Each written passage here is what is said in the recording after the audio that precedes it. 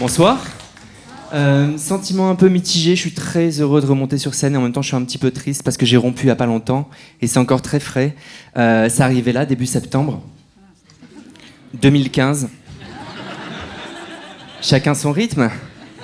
Quand je suis pas très bien, je regarde la télé, il y a pas longtemps je tombais sur une chaîne assez fascinante, Fashion TV. Vous connaissez Fashion TV ? Oui, il n'y a que des chômeurs avec nous, ça fait plaisir. Alors pour les autres qui ont une vie et un emploi... C'est une chaîne qui diffuse que des défilés de mode en permanence. Et je sais pas si vous avez déjà remarqué la différence entre les défilés femmes et les défilés hommes. Chez les mannequins femmes, il y a 3 informations dans leurs yeux. Je te méprise, je suis une connasse, j'ai pas le temps. Je vous le fais. Défilé femmes.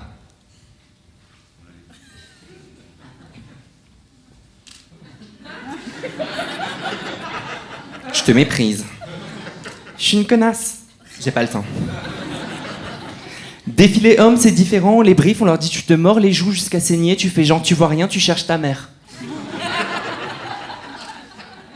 Devant votre enthousiasme, je le fais. Défilé homme.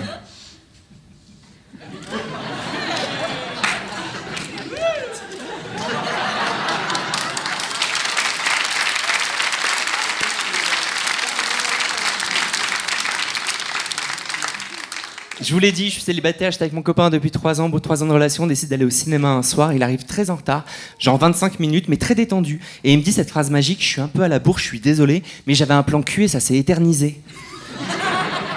Direct, je suis parti en mode, que je la raye ta BM, que je la crève ta BM, si tu savais comme j'ai la haine.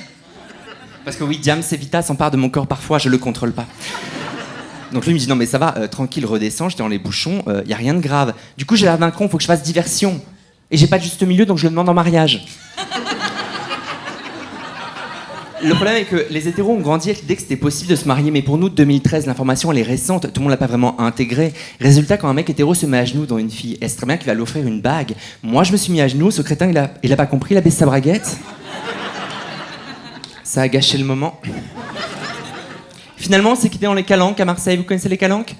Ouais, c'est un bel endroit pour se faire larguer, je recommande. On était en train de nager, je le trouve distant. Et je lui dis, ça va, t'es bizarre. Il me dit, ouais, je suis un peu refroidi. Je dis, bah, par la température ou par moi ? Et là, grand silence. Et je me dis, attends, il est pas en train de me larguer dans l'eau, ce connard ? Parce que tu te fais larguer sur terre, t'as l'habitude, c'est l'histoire de ta vie. Je sais pas pourquoi je te regarde. Mais tu sais, t'es au restaurant, t'essaies d'être digne, la tête haute, tu te lattes la porte. Mais dans l'eau, tu fais comment ? Tu pars en dos crawlé ? Ouais. Depuis que je raconte ça en Comedy Club, j'ai une gloire fulgurante. On m'arrête souvent dans la rue, on me reconnaît, ça m'est quand même arrivé 3 fois l'année dernière. Et vraiment, faut respecter ma vie privée, faut arrêter ça tout de suite. Mais par contre, j'avoue, la dernière fois, c'est arrivé au meilleur moment, j'étais en plein date. Timing parfait. On me dit, putain, t'es humoriste. Je dis, ouais. Il me dit, les Calanques, c'est toi. Je dis, putain, il a la rêve, dans ma tête, je suis une star. Je me dis, faut vite ouvrir un fan club, loi 1901, association, on dépose des statuts, tu vois, ça va très vite. Et il me dit, putain, c'est vraiment toi. Et moi, je dois faire le modeste parce qu'il y a mon date à côté, tu vois. Je lui dis, ouais, c'est vraiment moi. Il me dit, eh bah, ça, le PD va bien te faire enculer. C'était soudain.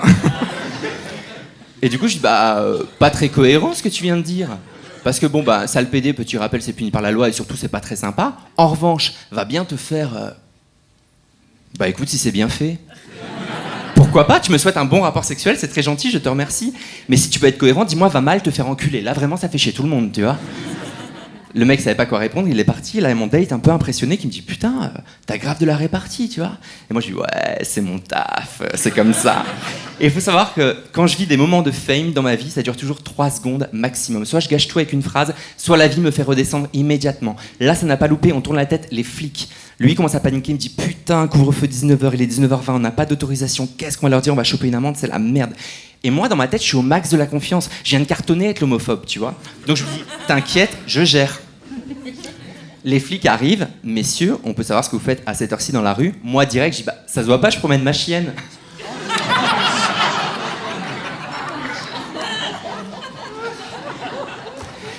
Ça n'a fait rire personne. Il m'a pas rappelé, les gens sont très bizarres quand même. En même temps, c'est un mal pour un bien qui m'est pas rappelé. Parce qu'il m'est arrivé un truc un peu inattendu. Moi, j'ai connu qu'une seule femme dans ma vie. J'avais 17 ans, j'étais très amoureux d'elle, elle était très très très belle. Et quand je l'ai quittée, je suis devenu gay, elle est devenue actrice porno. Véridique. Un petit drame. Ouais, on aimait la même chose, mais trop, visiblement. Du coup, pendant 20 ans, je suis sorti avec des mecs. Et là, fin de confinement, j'ai rencontré une fille qui m'a plu, vraiment plu. Et c'est toute ma vie qui est remise en question. Je me dis, putain, si je deviens bi ou si je redeviens hétéro, comment je vais l'annoncer à ma famille ? Mon père fait un 2e arrêt cardiaque à l'envers, c'est sûr. Et mes amis, tu sais, j'ai plein d'amis homo en 20 ans, je vais leur dire quoi ? Les gars, m'en voulez pas, je quitte la fanfare ? Donc, je me suis dit, c'est peut-être juste sexuel. Recouche avec une femme pour savoir si tu kiffes. Oh, je savais pas que c'était si compliqué de réussir à coucher avec une femme. Les gars, vous avez tout mon respect, hein. Une patience incroyable. Non, parce que je veux pas faire les clichés, mais tu sais, entre mecs, ça peut être un peu plus direct. Il peut y avoir un peu moins de fioritures. Tu peux te mettre sur un site de rencontre en pleine nuit. Tu vois quelqu'un qui te plaît, tu n'envoies pas salut, t'envoies chaud, point d'interrogation. Tu reçois adresse, point d'interrogation. Ça peut aller très vite, tu vois. Là, je me suis mis sur Tinder, c'était vraiment une autre ambiance. Tinder, vendredi soir, 1h05 du matin. Au bout de 3 messages, elle m'envoie « Tu te vois où dans 6 mois ?» Mais moi, juste pour la blague, j'ai envoyé dans ton cul, elle m'a bloqué, c'était fini. Les gens sont bizarres. Et je me suis dit, mais arrête de faire le gamin, couche avec la femme qui t'a vraiment plu, c'est ça le défi, t'es adulte maintenant. Et je suis très heureux de remonter sur scène et d'être ici avec vous parce que j'ai couché avec elle avant-hier.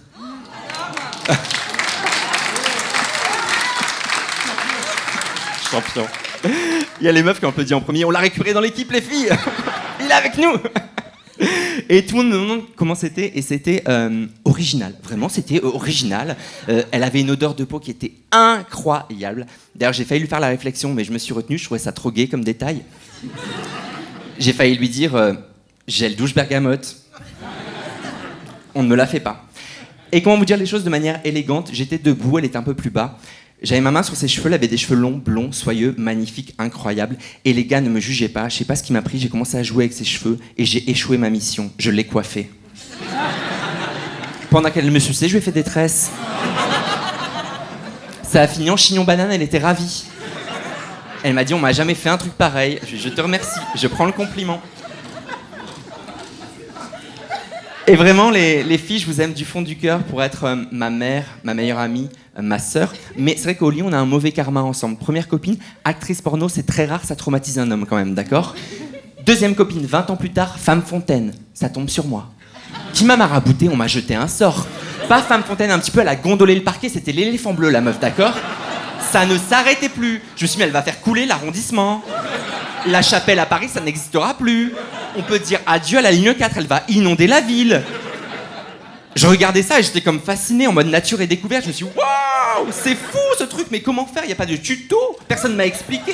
Du coup, je me suis dit, bon, ok, t'es redevenu hétéro, bah fais le mal alpha, prends une décision. Du coup, je me suis dit, ok. Bon, Fontaine de Trévis, du coup, j'ai fait un vœu, j'ai jeté une pièce et je suis parti. Je m'appelle Jérémy Lorca, merci de m'avoir écouté, merci beaucoup.